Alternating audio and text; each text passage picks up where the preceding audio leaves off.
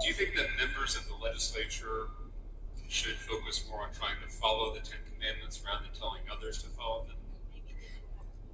I am, it is incumbent on all of us to follow God's law. Representative Talarico, I admire you for being so pointed and yet so respectful. And I'll put the link down in the description so you can go watch the whole of his original video on this. And he makes an excellent point. The Sabbath is Saturday. They shouldn't have been there debating that bill on the Sabbath anyway. And how many of those lawmakers have broken several of the other commandments, greed, covetousness, lust, what have you, and yet they have the audacity to say that everybody else needs to follow it as well?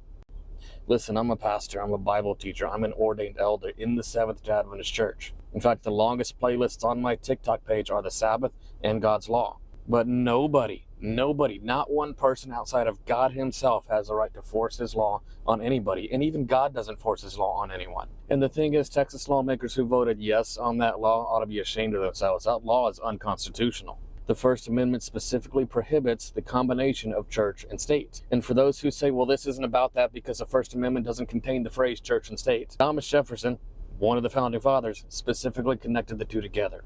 You're saying that you'd rather tell people to follow the Ten Commandments than follow it yourself? It's interesting going through that video, watching how this woman absolutely refused to answer any of his questions directly. You could see her squirming in her seat. We're living in prophetic times, my friends. The Bible is clear that the image of the beast is going to be formed when apostate Protestantism unites with the federal government. And those two, together with the papacy, will strip religious freedom from this world. And I love Texas. I live here. But this law is nothing short of shameful.